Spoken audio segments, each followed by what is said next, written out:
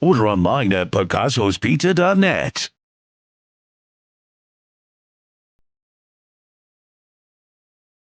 Folks, welcome on in. There is a time to put in the work, and right now it is time to pay the bills. And we're going to take care of business more ways when we got Mr. Mike Bunt in the middle, and we got Carson on the road joining us, making sense of it all. Well, boys, we're making sense of DJ Moore becoming a Buffalo Bill. A move that some maybe speculated about given his role in Chicago and how it seemed to be going there this year. Bean needing to make a move. But curious your guys' reaction to this, seeing this, and thoughts as we get into it on this lunchtime pod.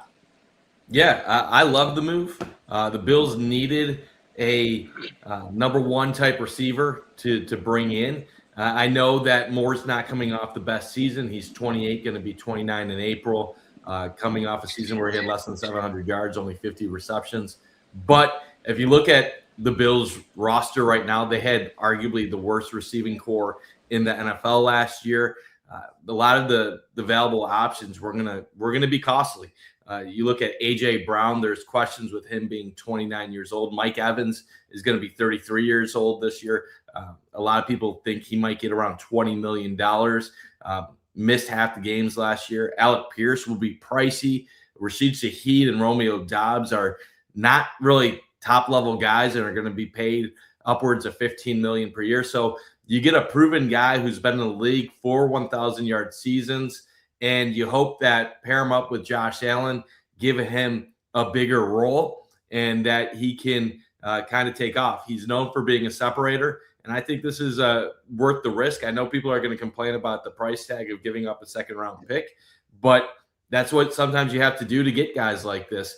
And we can debate all of that. But at the end of the day, the Bills receiver room is a lot stronger now than what it was when we woke up this morning. All right, it's time for the Take King, Carson Hayek. How are we weighing on the CH? We're doing great. I think our bus is just about to drop us off here. But before I bounce for a real quick second, I'm a fan of the trade. I saw it. I think second round pick. Anyone who's a little weary of that, you gotta be able to give some picks up sometimes, especially if second or third round picks sometimes to be successful and get a guy that's proven in the league. And DJ Moore is just that. I think he's a good player. 1,300-yard receiver at one point in time back in Carolina. And certainly a guy who I think could really fit in this offense well.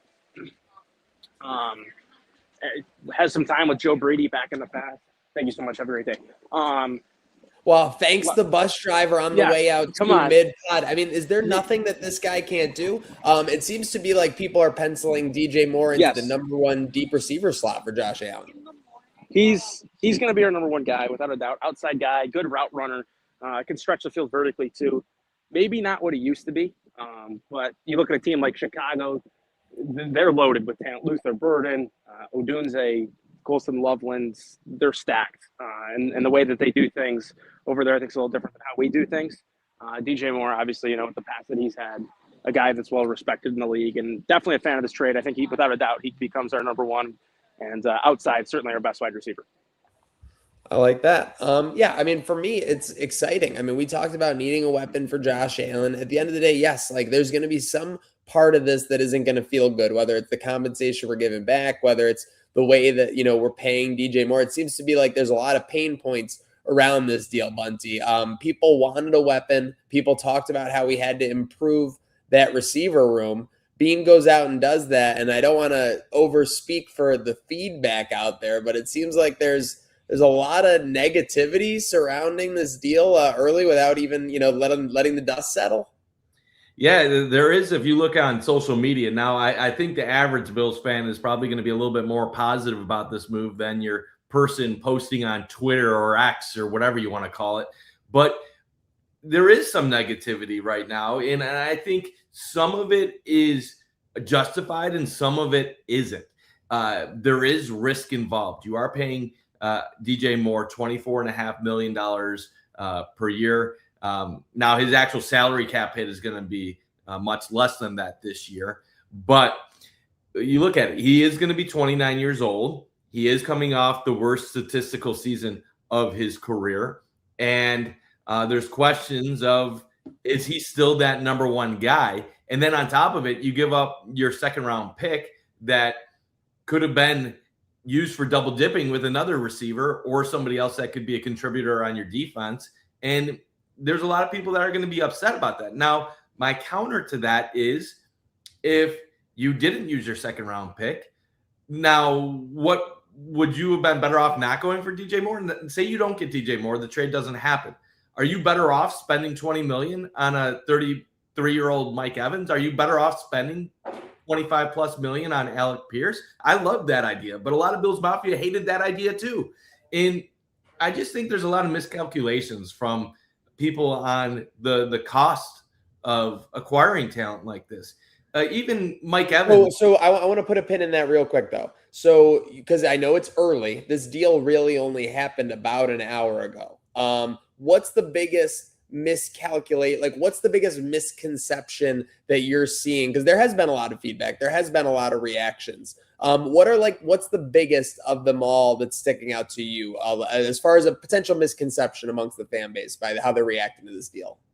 The number one misconception is that this is a guy that is a 50-catch receiver now because he had one poor season in Chicago.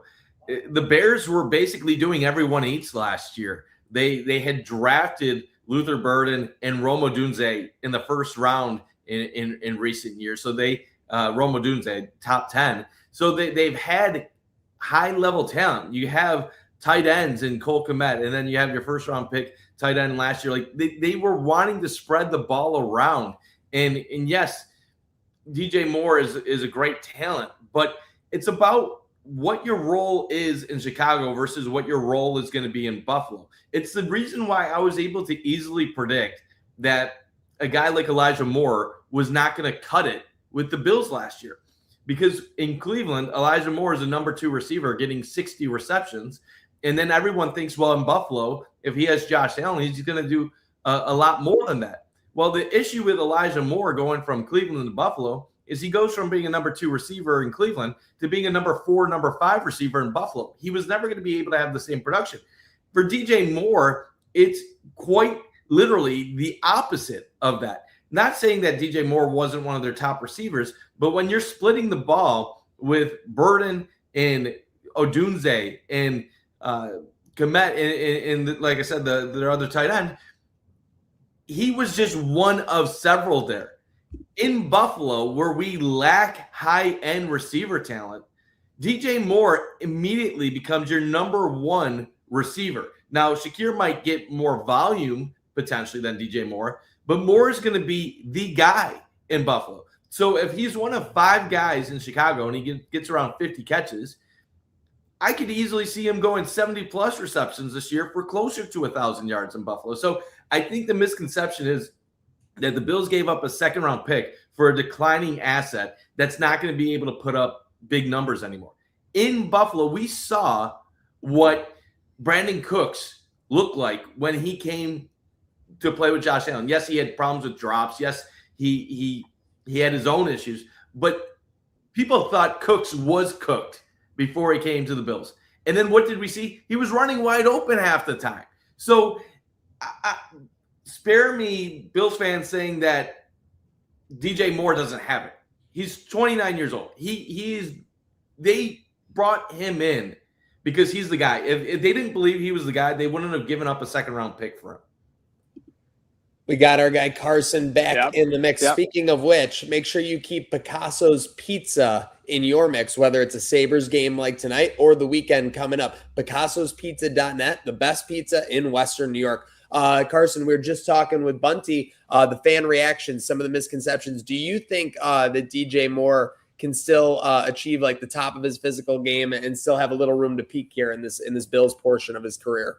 Yeah, I definitely think so. You look at a team like Chicago. I know you guys were just talking about how versatile they are and the talent that they have and the receivers we're kind of similar in the same style that we're everybody eats mentality, and we don't have a true number 1 with that. I do think it kind of changes, especially with the fact we have a little bit new regime too. Joe Brady's now the head coach instead of Sean McDermott. So that could play a little bit of a role in how our offensive scheme looks possibly. I know he's still going to call the plays. You throw in Pete Carmichael as well, who's, I guess, our offensive coordinator, right? But I do think there's some juice left in the tank of DJ Moore. 700 yards, 600, 700 yards is what he had this year. But a guy who I think gets more targets certainly is going to benefit in this offense more than I'd say what he benefited in Chicago. Ben Johnson's a great offensive coordinator, great mastermind. But when everybody around you is also got either potential or has draft capital in them, there's a lot of exterior factors, I think, other than what was going on. He comes here, he's immediately the number one, and he's instantly going to be the guy who I think gets a majority of the targets. Him and Kincaid are probably going to be the key guys, and you obviously have Shakir in the slot. You could throw him at pretty much everywhere. But yeah, I do think this has major ramifications, and also kind of unlocks our vertical passing game, I think, a little bit more as well. So it's certainly something to keep an eye on. Am I crazy with this take, or could we be seeing some screen game as well from DJ? Oh, Moore? no It looks doubt. like he's kind of a yak machine as well. And if this sounds crazy, if you want to look at an everybody eats mentality, less screens for Shakir, more downfield action for him. So as long as we're spreading it around in that regard, I think there's a lot to build on with this group of receivers for sure. Let's stay on that group right now. Obviously, you have Keon, you have Josh Palmer, who they talked about a lot of interest in. A lot of pundits, Bunty, if I recall, seem to have seen a lot of positivity around Josh Palmer from this regime a couple of weeks ago, which kind of made it seem likely he'd be back. I'm curious of how you guys see the other pieces in this receiver room falling. I think with the DJ Moore update to the room, it made it the second highest paid wide receiver room in the league this year. It's hard to believe that'll stay the case. Bunty, curious how you see things shaking out with the pass catchers.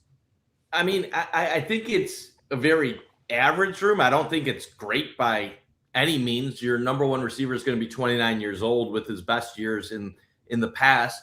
But Khalil Shakir, I've always said, is a good slot receiver. I think Josh Palmer, being in a wide receiver 3 role, will be okay. He wasn't healthy last year. That obviously played a factor. I think him being in a proper role could bring out more success from him overall.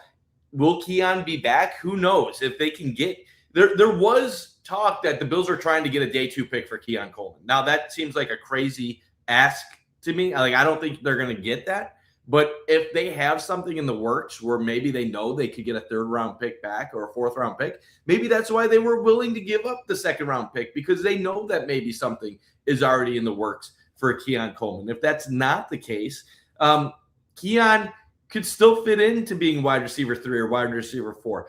In that role, he's probably okay. When you're expecting him to be wide receiver 1 and you're hoping for him to make big play after big play and he's doing nothing, that's when it's disappointing. But Keon Coleman, Josh Palmer, wide receiver 3, wide receiver 4, I'm okay with them in those roles. I still don't think that prevents them from drafting somebody in the 3rd round, 4th round, 5th round. But I will say my expectation is they're going to go very heavy defensively going forward at this point. They need to get a lot of guys to fit their new system. And I always thought this was going to be a fix your defense by volume additions, not getting the top of the line guys. So this is one of those where I think the receiver room is going to look much improved, mainly because they barely even used their receivers last year. And this is another point that I've been saying for the last couple of years.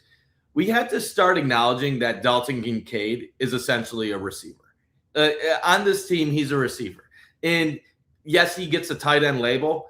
He was seeing the field less than 40% of the time for majority of the season last year. And when he is on the field, he's out running routes. So if you acknowledge that Dalton Kincaid is a receiver and you look at his numbers and then you include him in a group with Shakir, DJ Moore, and then you have James Cook in the backfield, they have guys that they can work with.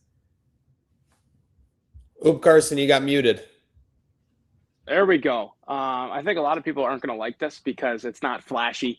But Bunt, your point with the defense is spot on. Like, they have to get better defensively. I think last year, not that they were low on talent, but there was really collectively, there were some holes that we had circled. And I think that's kind of a testament after McDermott took over that second half of the season. And you look in the postseason too, they were playing for the most part, consistent, solid defense. Yeah, there was a game or two where they lacked a little bit, but overall I thought collectively they played well. But on paper, And I think even on the field too, they're not good enough, not even close. So quantity is going to be a big thing. I expect them to go out, probably get a linebacker or two. Definitely going to look into the secondary. I think that's an area for them. And as always, we talk about this every single year. How are they going to get better defensively on the defensive line when it comes to edge rushers or inside? They have to be better. I still think getting to the quarterback, and you look at the amount of money that they have. It's an opportunity cost trade-off where Bean will talk about this all the time. You have a franchise quarterback, and a lot of people say he's making excuses. And yeah, it's not probably the greatest PR thing, but when you have a quarterback who's making close to $60 million a year, that adds up. Then you have a bunch of guys, Rousseau, Benford, Bernard, those guys all got extensions along with Shakir. Those guys are making a good chunk of money. And after that point, then it becomes, okay, well, how we have X, Y, and Z position that we have to fill with average to replaceable players. How are we going to do that to the best of our ability and be able to fill that with people who are good, but at the same time are cost efficient, because money's a real thing in the NFL. You can't avoid it for so long. So that's going to be my biggest thing, is how defensively are they going to get better? Wide receiver room had to improve, and they did that with DJ Moore. I don't think they're done just yet doing that. They'll probably have a depth or two addition and maybe draft somebody, but offensively, yeah, I think they're fine. You brought it up. James Cook, he can do it all. Dalton Kincaid, he's a wide receiver playing tight end. Shakir's a guy who can throw anywhere. And then whatever happens after that, whether that's Curtis Samuel, we'll see what's next with his future, Josh Palmer, those type of guys. Hopefully Shavers can. I do want to add something quick, Carson, too. Yeah, go ahead. Tyler Dunn, after he tweeted out about there's your swing with DJ Moore, did have a response back to that saying, note to add, I don't think the Bills are done at wide receiver. Tyler Dunn said that? Yeah. Yeah, I totally agree. They're definitely not. I think this is a year where I don't want to say they overcorrect, but I think there's definitely, well, there is a philosophy change 100% now that there's a new head coach. And at the same time, I think it's something where Bean's like, yeah, I probably could have done better, could have helped us out a little bit more in that spot. And so I think, yeah, 100% they're going to be making a move or two. It might not be flashy after this point, considering they went for DJ Moore, but they're definitely going to round that position group out without a doubt. I like the idea that intern Carson's just going to be jumping back in the war room with Brandon Bean right now in his suit for sure. Yeah, I mean, they're employing me part-time, so. I think the work is still being put in to make moves for this roster. Speaking of a team that puts in work, make sure you're following, obviously, at Pay the Bills Pod for Mike Bunt and Carson for their great takes. A lot of great sports on the way, not just Sabres, but Bills with free agency and the draft as well.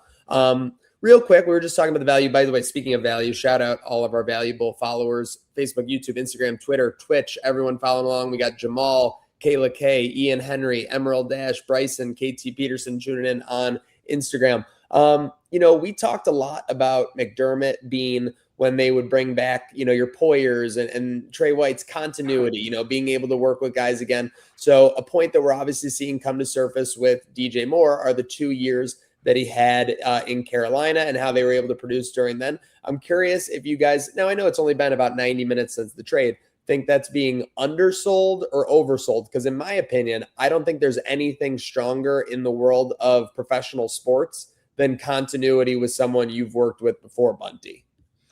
I think I don't want to say it's being oversold or being undersold. I think it shows that they have continuity, that they know one another, that Brady probably has a good idea of what Moore is as a player, and Moore probably has a good idea of what Brady likes to do as a coach.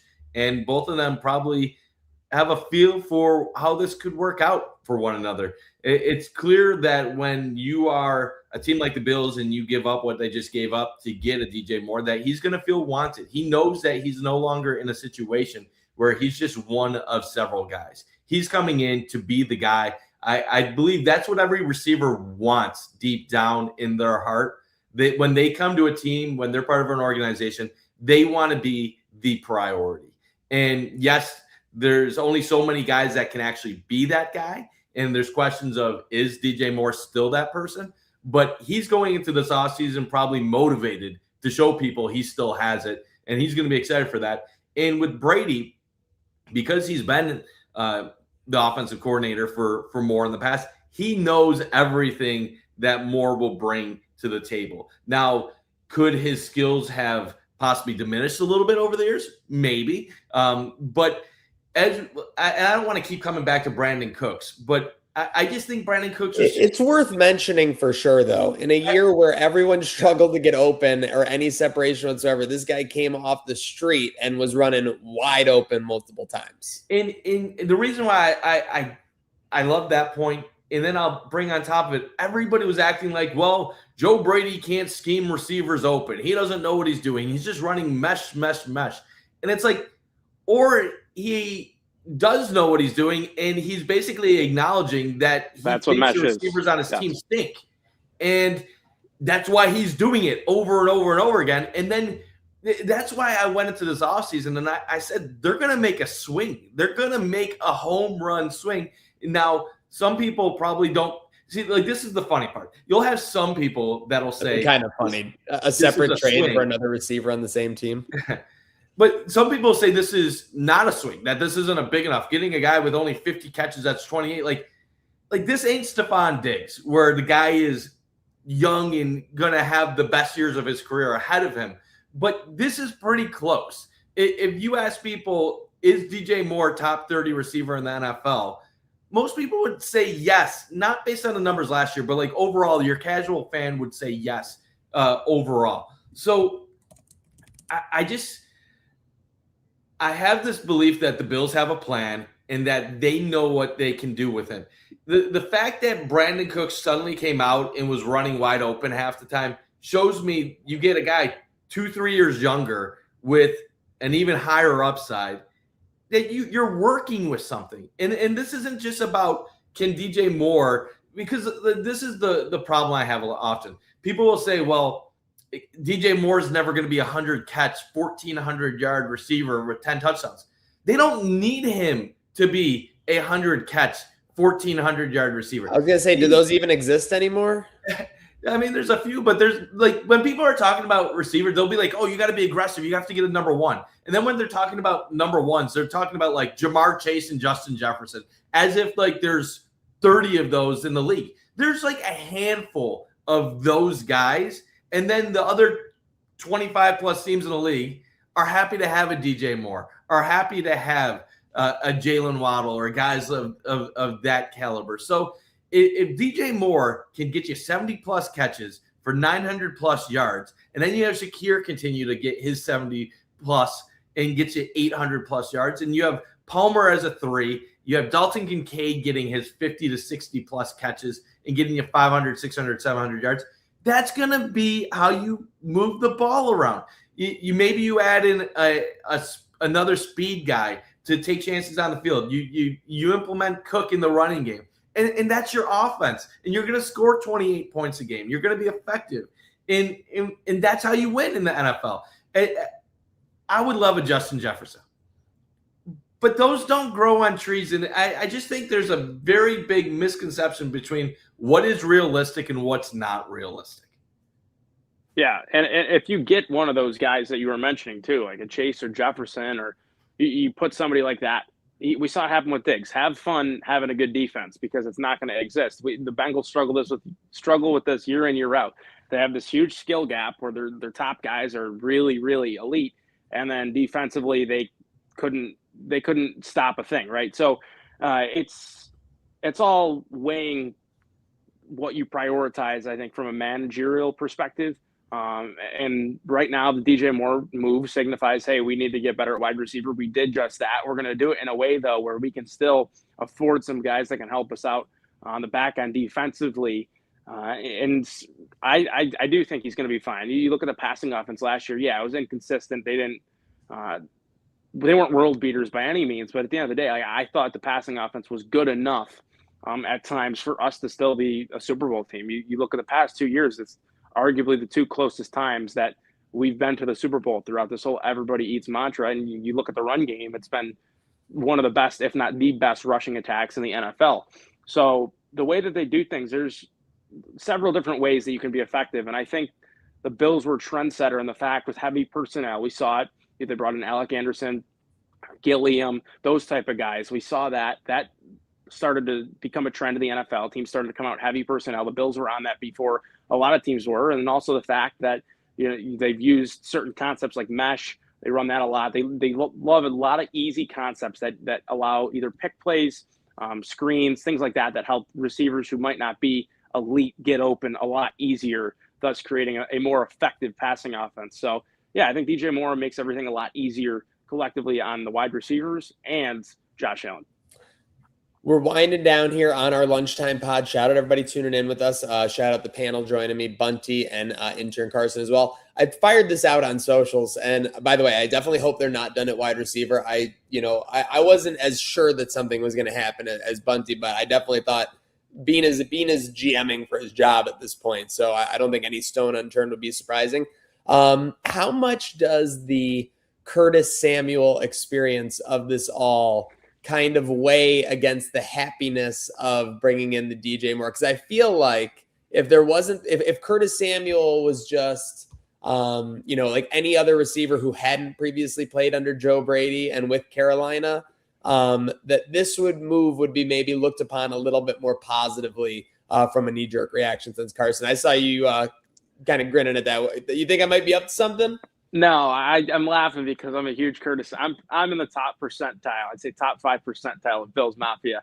That is a Curtis Samuel fan. Like, I think the guy is a lot better than what he gets credit for. Yeah, he plays like 4 games a year, but I do feel when he is healthy, he can be a difference maker. I've seen it before. He makes 1 to 2 really, really big plays in playoffs. This last year, not really so much, but hit a touchdown against Denver last year, and they also had a touchdown against Kansas City. The guy is a difference maker when the ball's in his hands. It's just really difficult to find ways to consistently get the ball to him. He has a really unique skill set where he's a great gadget guy, can stretch the field at times, but he does have a difficult time, A, staying healthy, and B, stringing it together consistently. But I don't think there's a direct hand-in-hand with Curtis Samuel and DJ Moore having past experience with DJ Moore and how it could turn out, just because I think DJ Moore is at a different caliber of player. When we got Curtis Samuel, it was more so, well, we're hoping he can take that next step. Like, we've seen flashes of it. It just hasn't been time and time again. It didn't really work out that way for us. But I think DJ Moore's on a different level where he's proven that he can be legit in more than one spot with more than one offensive coordinator at more than one time, which I think gives me a more optimistic sense that this is a different situation at hand. All right. I don't think the Curtis Samuel stuff really plays into this at all. I think it's more that Bills fans have had a 180 on Brandon Beane in the last year and a half. And I think some of it is because Beane got a little bit too cocky and made some comments on the radio that he probably shouldn't have said in hindsight.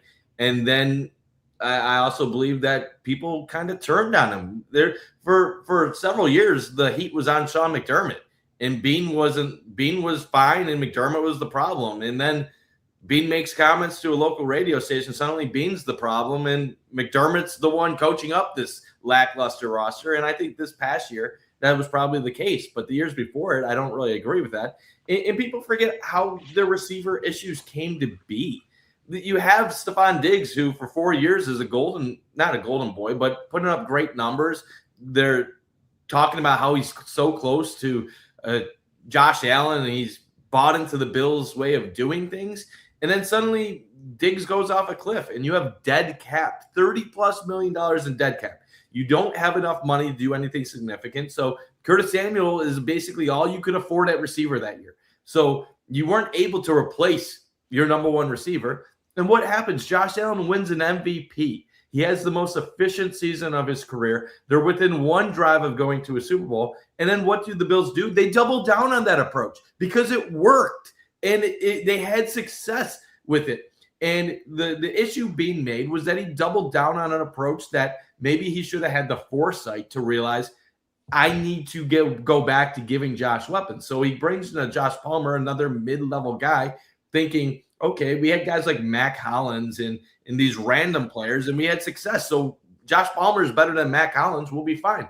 What Bills fans are mistaking right now is that they think that Beane and Brady think that everyone eats is 100% the right way of playing football. That is not even close to the case. If Beane thought everyone eats was the way to play football, he never would have acquired guys like Stephon Diggs, John Brown, Cole Beasley, Emmanuel Sanders. Like, he brought guys in because he wanted to have a pass-happy offense and let guys feast.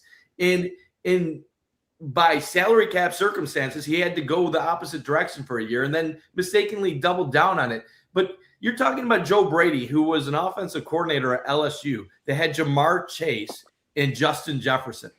Like, the year before, Joe Burrow threw for half the yard. So, like, do we think Joe Brady doesn't want to throw the ball? No, he wants to throw the ball. He just needs talent to throw the ball too.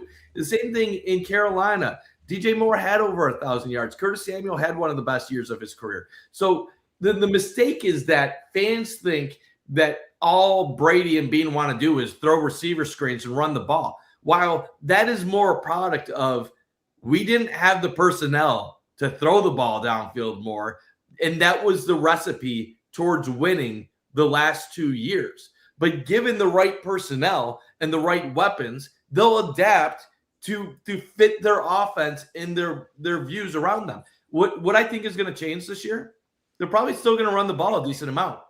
But you're going to see them be a little bit more aggressive throwing the ball, taking chances, giving DJ Moore the opportunities downfield every once in a while. And if Moore can have success doing that, what's going to open up? The underneath stuff for Shakir, the stuff in the intermediate parts of the field to Dalton Kincaid.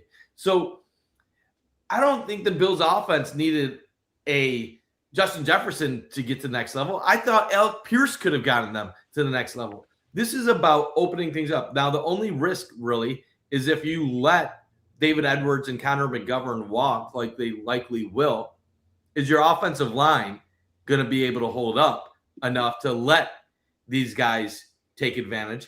And if your run game takes a step backwards because maybe your blocking isn't as strong, are you going to be as successful on offense even with a higher end weapon now on the team? Yeah, a lot to get into, and it seems like Brandon Bean's not done yet. I have one final topic, but I want to throw it to you guys since I've been steering you a lot of the way. Any final thoughts on today, or as we get into free agent? Well, free agency is going to essentially be 5 to 6 days away. Any final thoughts before we wrap it up here with the lunchtime pod? I would just say I didn't see this coming, to be honest. The Colton Parayko situation is a whole other thing, but that was a big thing. It's been a busy 24 hours for Buffalo fans, but I didn't see this one coming directly. I thought maybe we'd go through the free agency route. I know we've been linked to Shaheed and Romeo Dobbs, and I'm sure Alec Pierce. There's rumors everywhere, but I didn't see the trade directly coming. But second, and we get a fifth back, I feel like that's a relatively decent deal for us. And collectively, I'd say I don't love it, but I'm happy with it, and certainly makes our team better. We got better today. Yeah, the Bills took a big leap forward today overall as an offense, and this was something that they needed to do. And I'm not like everyone else that maybe had one specific guy, Mike Evans or AJ Brown or whatever. I was in mode, just get me a guy, and Moore is a guy.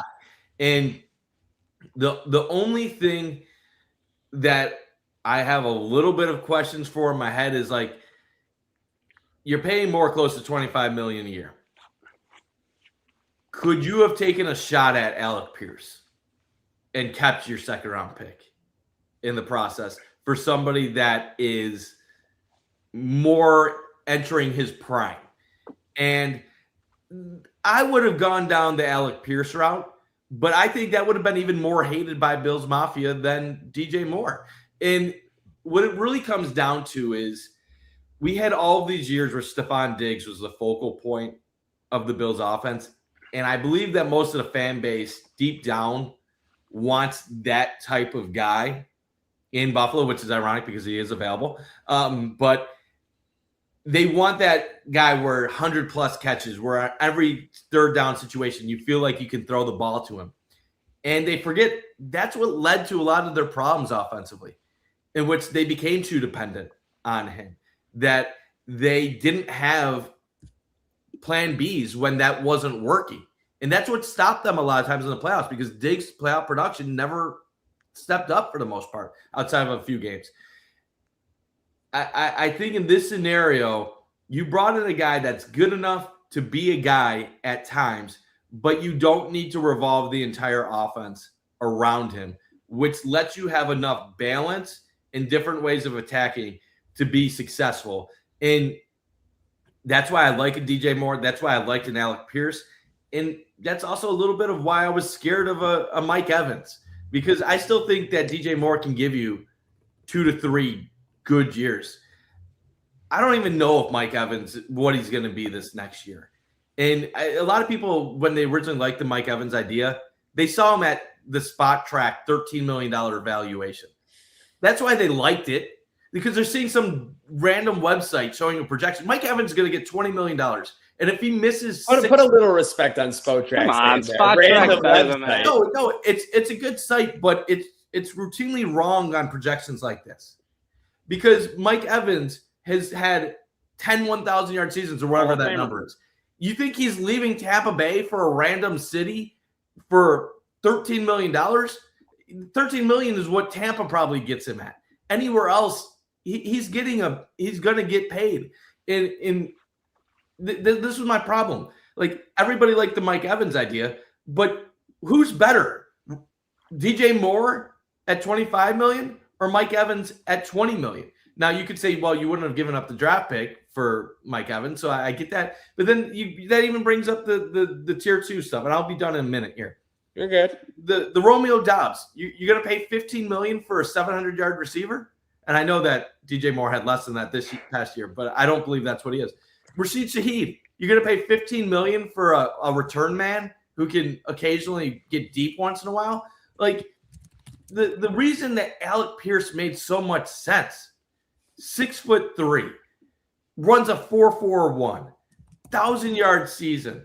Did it with Daniel Jones, Anthony Richardson, Joe Flacco, Phillip Rivers. Like, he did it with nobody's throwing him the football.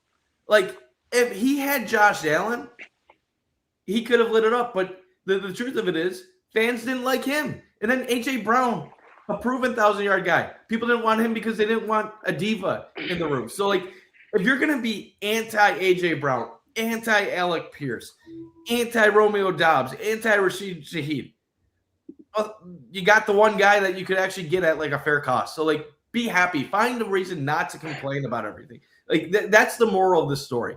I love the fan base. I love the Bills Mafia.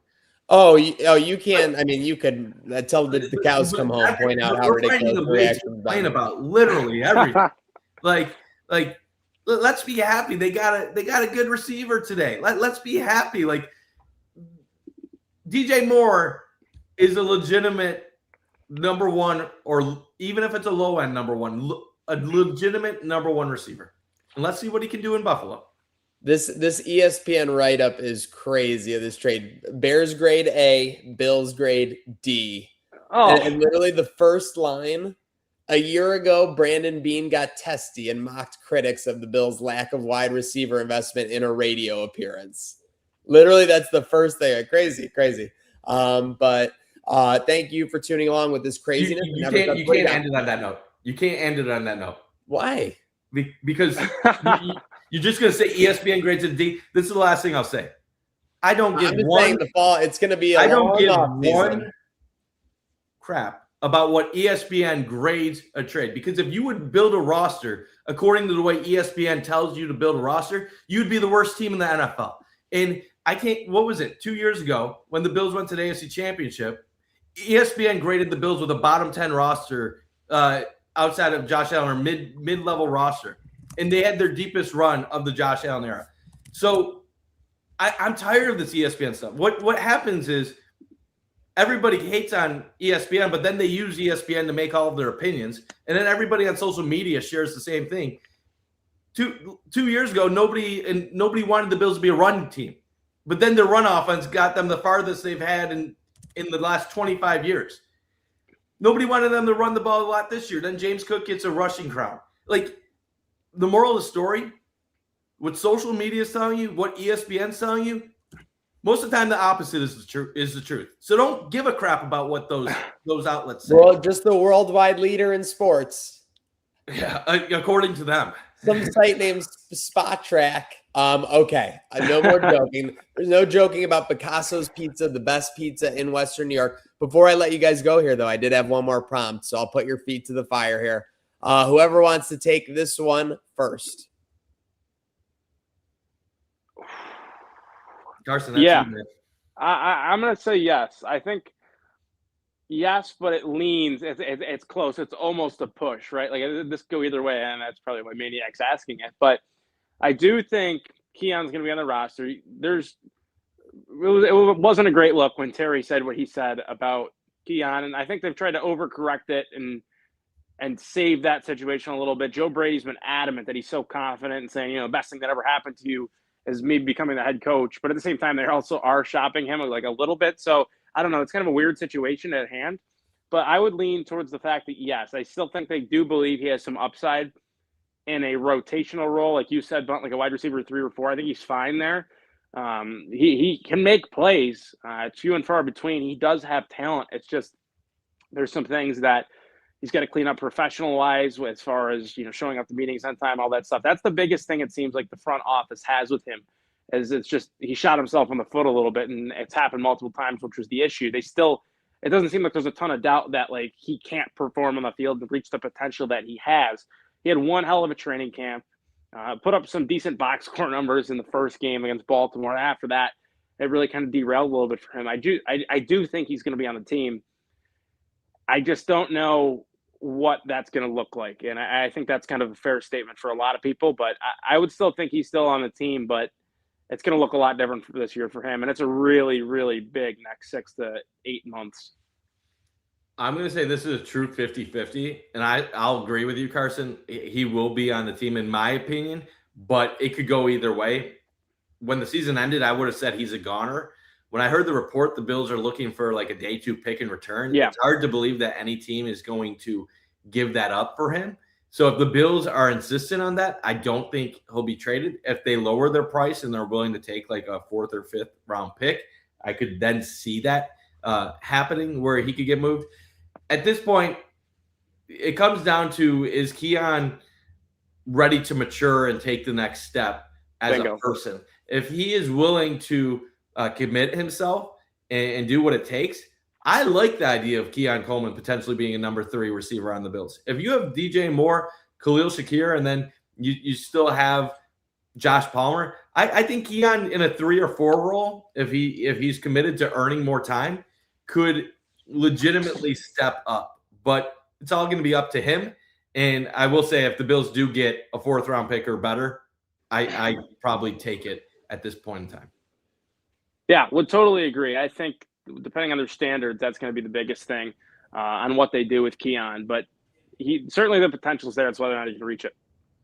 For certain, but thank you for reaching us, folks, whether it's YouTube, Facebook, Twitter, Twitch, Instagram. That huge shout out to Bunty and Carson for joining us for this breaking news, because it never stops, and that's the same for the crew at the Pay the Bills podcast. So make sure you're following on all platforms at Pay the Bills Pod. Boys, we took care of business. We put in that work, and we paid those bills. So everyone, go have a good day now.